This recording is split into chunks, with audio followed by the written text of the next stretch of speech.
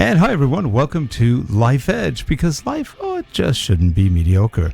My name is Rick Zanotti, and I'm joined today by my good friend and co-host, Dr. Susan Nash. Hey Susan, how are you? Oh, I'm great. And Happy New Year. It's 2021. Happy New Year to you too, and everybody watching. And in studio, we've got Harold Muliati. He's our video producer. And today we've got Molly Turko on. She is a geologist. Should be real interesting. Here we go.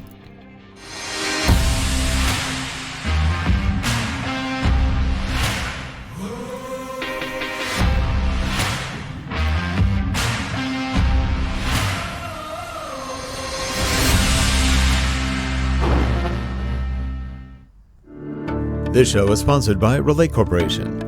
Digital learning development, media development, corporate video, management consulting, and more. Visit us at www.relate.com. Thanks. And we are back, and in that center position of power, that would be you, Molly, we've got Molly Turko on. Molly, tell us a little bit about yourself.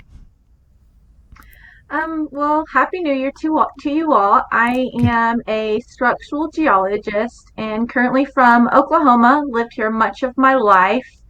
And I ended up in the oil industry, right after college. I kind of dabbled around in community college and needed to figure out what I was going to do with life. I was working at Subway full time, and I decided I didn't want to do that the rest of my life and started at community college. I wanted to be a brain surgeon or a plastic surgeon, but I failed biology 101. And so the next semester I signed up for all of these earth science classes, and I actually did really good. I had found my niche, and so I kind of stuck with that. One of my professors was a petroleum geologist, and I kind of just talked to him about how do I become a geologist? How do I make money? And being in Oklahoma, you can't help but just being surrounded by oil and gas wells. It kind of just came natural being in Oklahoma. So I figured out my degree path and stuck with that. Went to the University of Tulsa, graduated with a bachelor's, decided to continue with a master's degree. Then I got a job at Chesapeake Energy here in Oklahoma City. This was back in 2011. And I loved working, but I knew I wanted more. And I love the industry side, but I also I missed the academic side. So I decided to go back part-time while working full-time and get a Ph.D. in structural geology. I eventually graduated in December of last year, 2019. And I studied under Shankar Mitra, who was really well known in structural geology, so it was an honor to work with him. I was one of his last students. He retired right after I graduated, so now I get to kind of follow in his footsteps, which is pretty cool. And I'm with Applied Stratigraphics as their structural geology expert, and I will lead several field next year and also teaching some online courses, and then when the opportunity allows, we'll go back in-house and do some teaching alongside with consulting and coaching and mentoring. Oh, that's so exciting. I mean, I really admire the fact that you developed a passion and just continued with geology and especially structural. And I'm really struck with some of the things that you've done in the field. And I really like a couple of the video field trips that you put together on YouTube. And I was wondering if you could describe some of your experiences in the Wichita Mountains, for example. Sure. I love going out to the field. It's kind of become an addiction, I would say, because it's about a 2-hour drive to get there from where I live. And I'll go out there and I'll spay and I'll look at the rocks and I'll take lots of pictures, and then I'll come home and I'll try to put a story together with those pictures. But what I found is that the story is not always so simple or as easily told as I thought it was going to be when I was looking at the structure in the field. So then I start scratching my head and planning my next trip out there. And I go out there with all the questions that I have, with all my equipment, and I think I'm going to go out there and figure it out. And in my mind, I think, oh, I've got this figured out. But then I get home and I look at my pictures again, and I'm like, "Oh, but what about this? Or what was that rock really doing? Was it a normal slip or a reverse slip?" So it's kind of a mad circle of going out into the field and then trying to interpret your field photos and not figuring it out and then going back out into the field again. So, but it's fun. I love the Wichita Mountains. There's some incredible igneous rocks and some great shear zones, which currently have me seeing my head. I should be out there next week if everything goes right. But it's a great field area, especially in South Oklahoma. Yeah, this is the perfect time for it. I mean, it's snakeless unless you find their denning area. Yeah, it really is. Thankfully, I haven't had any bad experiences with snakes or spiders. Ironically, caterpillars bug me, but snakes and spiders and scorpions, I'm fine with those. Just no caterpillars, please.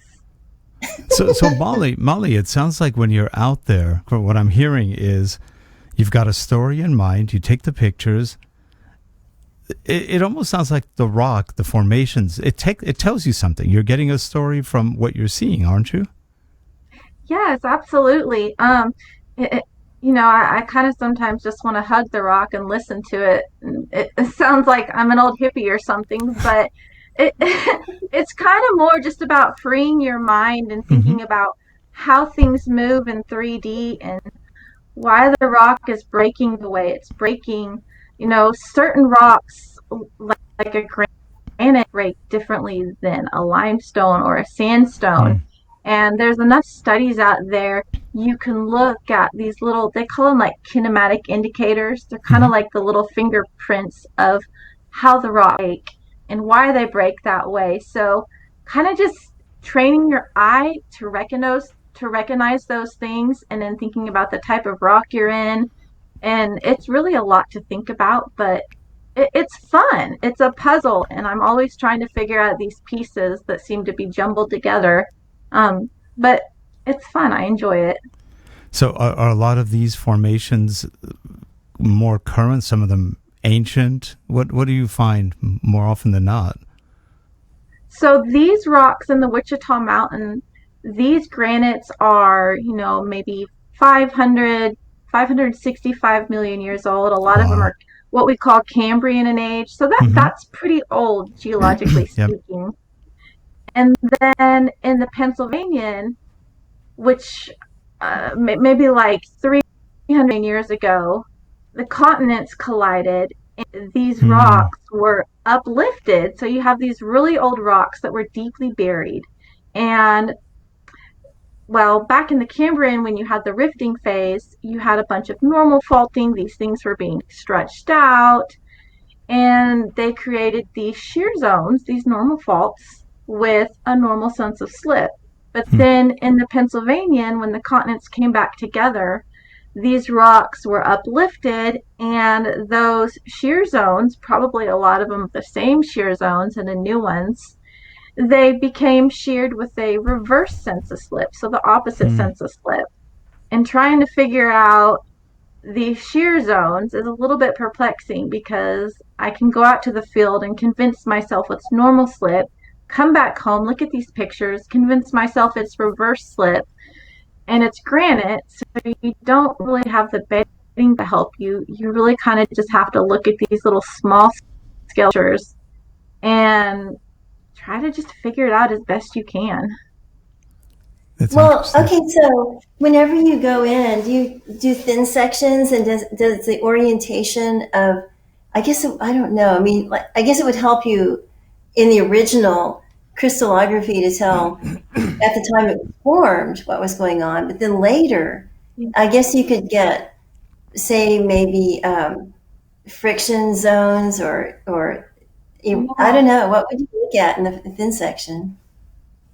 So I would love to look at some thin sections of these shear zones. I don't really have the tools necessarily to take a thin section or get that done. I think if I could maybe work with a university and maybe get a graduate student on board, we could get the tools to do something like that. But for me, just being out there on my own, a lot of what I have is my hand lens. And I actually just bought a new hand lens, a really good one. So when I go out there next time, I'm going to go up to that shear zone and start busting that rock up and get my hand lens up there because that's something I haven't really done yet. I've looked at it with like the naked eye, but I'm really hoping this hand lens will help me out the next time I go out there. But thin sections, that would be really helpful. Yeah, because if you could tell how it cooled, then you could have the idea of original horizontality. Then you could tell if it's overturned. That could maybe be a clue. Yeah, definitely. And I think that information could be gained from getting thin sections. It's just a matter of having the tools to do that, and maybe some university support or the support of a laboratory that makes thin sections. Now, Molly, are some of these areas seismically active now, or pretty much no, dormant? So yes and no. In more north central Oklahoma, we have had a history of recent earthquakes, and there's some questions of whether those were induced. I think the best word to describe that is triggered, because we do have deep faults, but we're not near a tectonically active boundary.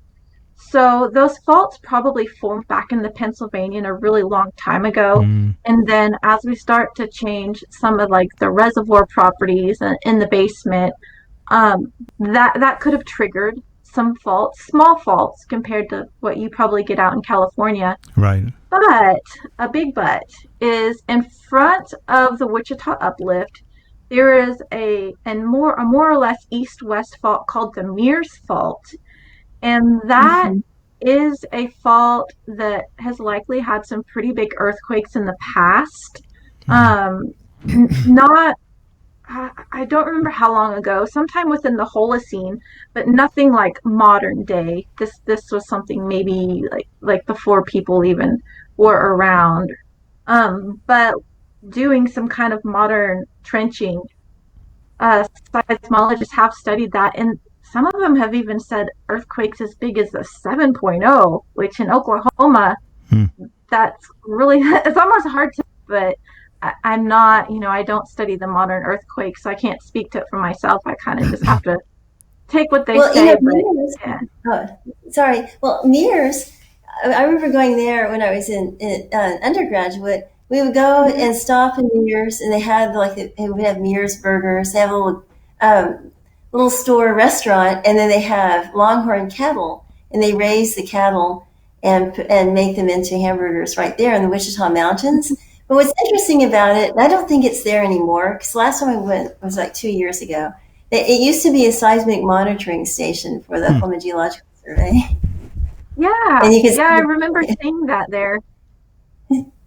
Now, where we are, we were about 150 or almost 200 miles from the Ridgecrest Quake about a little over a year ago. And that quake, that was interesting. It was about a little bit over a 7 on the Richter scale. Now, mind you, that's pretty far from where we are. It's a good 4 or 5 hour drive, probably 4-hour drive. And yet, all of Southern California, and it was felt even up to San Jose and even San Francisco, very far up north.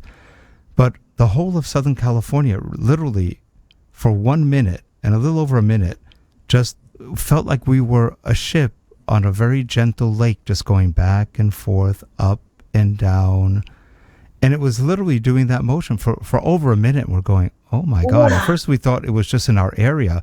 It was the whole of Southern California. If you can imagine the tectonic energy released by one aftershock. That was the aftershock, by the way.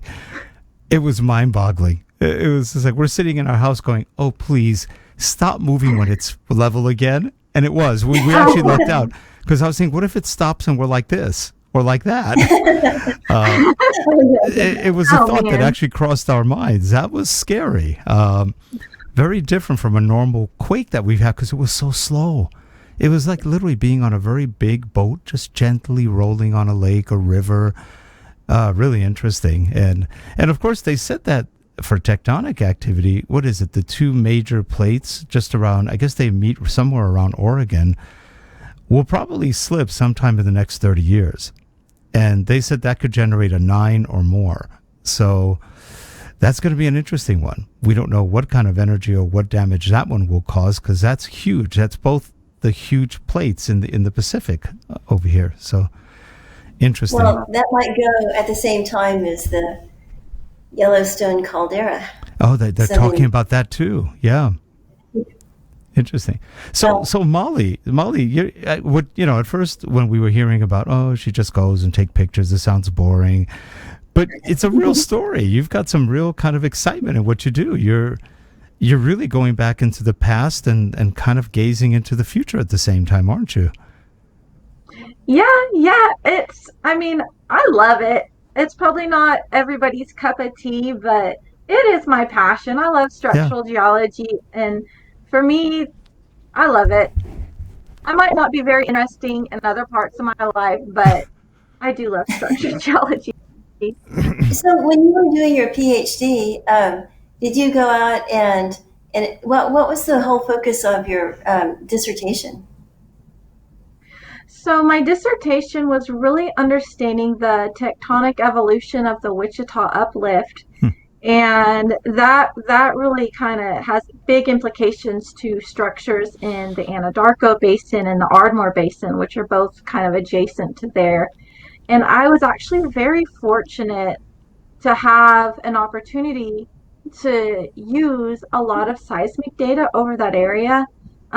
Chesapeake was very, very gracious to me, and they allowed me to use all of their seismic data, and then with the vendor permission, they allowed me to publish some of these lines.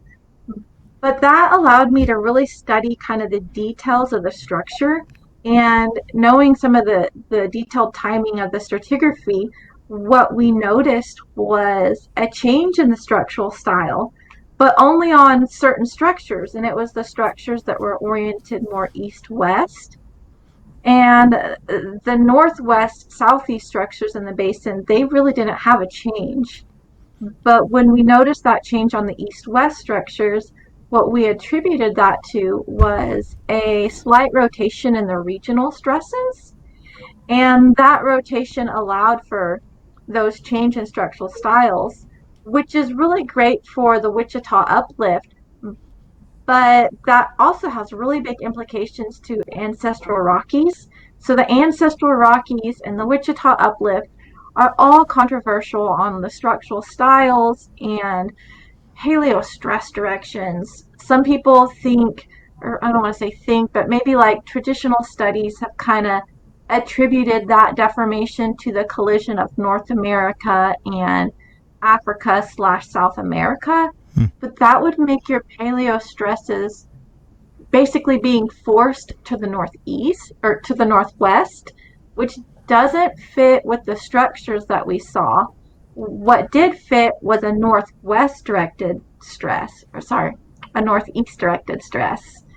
And there's some kind of controversial literature on Pennsylvanian tectonics on the western and southwestern coast of North America during that time.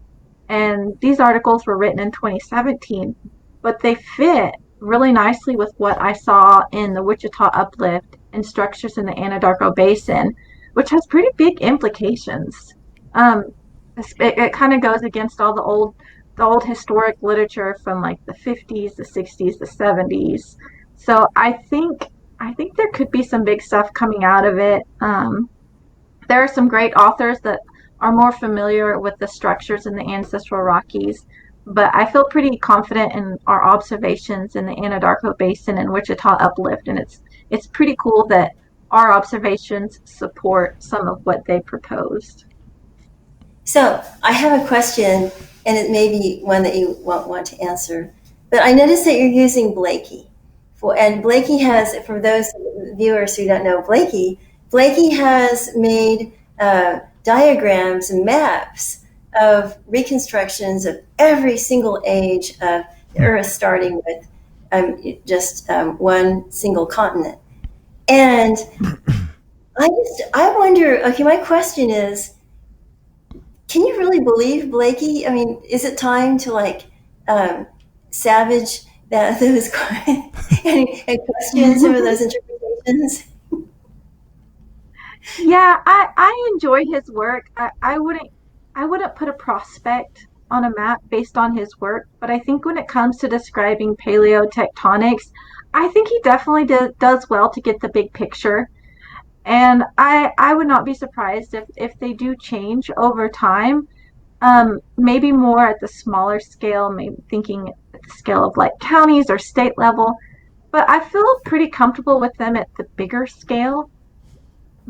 But I pretty much have only used them for looking at the United States, and I haven't really seen what he's done elsewhere in the world. I know he has some world maps along with United States, as well as some more detailed ones for the western US during the Laramide.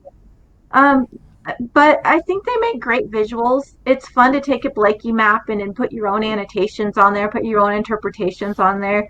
So it does help that he keeps them rather simplified. But yeah, Well, I I just probably wouldn't trust it.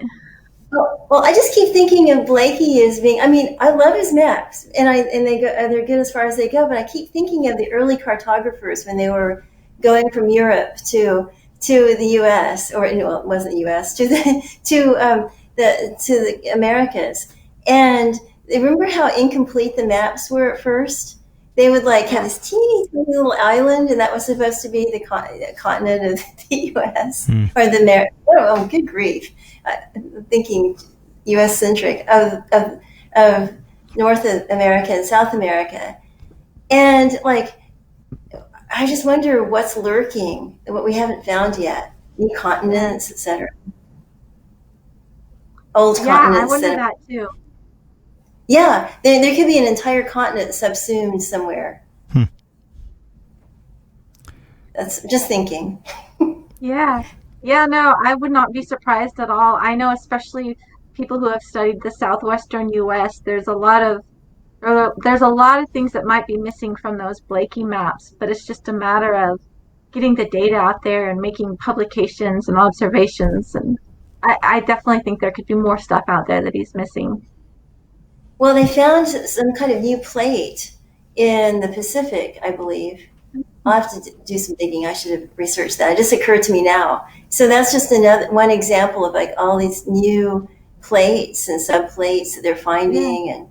And Didn't they find some stuff near the Canary Islands off the coast of Africa, which they think, they're not sure, but they were thinking that could have been maybe Atlantis from some oh time yes, back. that would be great. There was something that they found there, and it was really interesting. I think it was a Discovery Channel special I was watching, and I was going, fascinating. I actually was in the Canary Islands once, but they didn't talk about any of that when we were there, so didn't even think of that. And I think it's newer that they've discovered some of that. Yeah. The implications are huge because along plate boundaries and all that, you get, well, and also in certain conditions, you get some of the rare minerals, you get the rare earths, you get and energy minerals. So that it's useful as well. Hmm. Have you come across any kind of rare earths or unusual minerals? No, it's something that I'm trying to learn more about. I'm actually really interested in mining. I might just have this fantasy about it, but a lot of what I see in mining is, you get to be with the rocks and touch the rocks every day, and there's a lot of field mapping that's involved, and all of that stuff is just enticing and intriguing. So I'd like to learn more about the importance of structural geology and mining as kind of a fallback option compared to like oil and gas. But I still have a lot to learn when it comes to kind of, not necessarily structural geology, but more of maybe the chemistry and timing of when minerals are deposited and things like that. Right, like the heat flow and the charging of the enriched hot waters. Anyway, that in the phreatic zone and stuff. I mean, just like it's so interesting how the enrichment happens. It is. Yeah, it really is. So, Molly, if you were to meet somebody who was interested in a career, they never considered geology, or maybe they had a small idea but didn't really know what it was, what would you advise them to do? If they had an interest in geology, I would say go for it. A lot of people nowadays are thinking that, oh, geologists won't be needed in the future, but I disagree. I think oil and gas is going to be around for a while, and what I'm kind of afraid that might happen is something that's happened in the past. You know, there's a pretty big age gap between people who maybe have like 30, 40 years of experience in the oil and gas industry and who are either retired now or really close to retired. And then you have like this other generation where they're fresh college graduates. They mainly only have like 5 or 10 years of experience. So there's a gap there. And I'm kind of afraid this downturn is going to do the same thing. People are going to shy away from learning about geology, and there's going to be another large gap. So I think the people who do want to go into geology, that could be a benefit for them, because then there might be a shortage of geologists, so there might be a greater demand for them. And geology is everywhere. While like the oil and gas industry is nice, I mean, we need geologists for the mining industry, the geothermal industry. There's a lot when it comes to environmental. I see job posting for geologists, you know, just to kind of understand the soil, because they're getting ready to build a new bridge and they need to understand like the soil geology. So geology is everywhere. It's not just oil and gas. So if they're going to go in geology and they like being outdoors and they like the rocks, I'd say go for it. That's good advice. I agree with that. Yeah, and Molly, it's been a pleasure having you on. We usually ask a question of people at the end. And Susan, why don't you do the honors today? Okay. So here's the question, interrogation time. In your life, what do you think it is that has given you an edge or given you your edge in life? Oh, man. Yeah, So, what made you who you are? Yes. So I would say that I'm pretty determined. I have a pretty determined personality, and you know, my husband might call me stubborn, but when I get my mind set on something, I want to make sure that, you know, I get that. Especially when it comes to my career, I'm determined to be successful. You know, I want to be the best structural geologist. That's my goal. And you know, after I graduated school, I knew that I wanted to get a Ph.D. I was also working full time. I had a mortgage, but I really wanted to give up. But I was afraid of disappointing my professors. I was disappointing, you know, management who had given me this data set to work with, and I just had a lot going on, and I really wanted to give up. But I knew that I had the mindset to just stick through it and be determined. And I think that's really helped me. If I get my mind on something, you know, I'm pretty determined to figure it out. Just like these shear zones in the Wichita uplift, I might have to take 20 trips to the same outcrop and spend a lot of gas money driving down there. But I'm going to get these shear zones figured out, and I might be the only one that cares, but that's okay, because I'm determined to get it figured out, and I will let you know when I do. That's really good. You know what? Having a passion for anything and going after it, can't knock it. That's one of the best things you can do. So it's not really stubbornness. What it is, like you said, it's determination. It's wanting it, and that's great.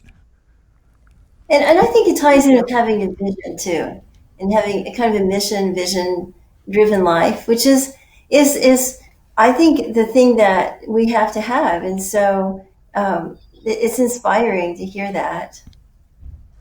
Yeah. Well, Molly, it's been a real pleasure having you on the show and having you share what you're doing and the passion you have for it. I think it's a lot of fun, because a lot of people don't know what geologists do. They have no idea. They just go, they play with rocks. Well, not quite. But so I think that's great. You gave a good outlook on another part of that career. and I think that'll probably get people interested. So again, Molly, you have a great new year. Continue that determination and keep doing good things. And Susan, any ending comments? Well, I just want to thank you, and I appreciate it very much because it's. I mean, I appreciate your being here and your thoughtful responses, and also bringing the maps and just opening people's eyes to how the thought processes work in geology, and that's, I think, extremely useful and meaningful. Thank you. Well, great. Well, thanks again for coming on the show. Thanks all of you for watching, and we will see you soon. Have a good one, everyone. Bye-bye. Bye. Bye.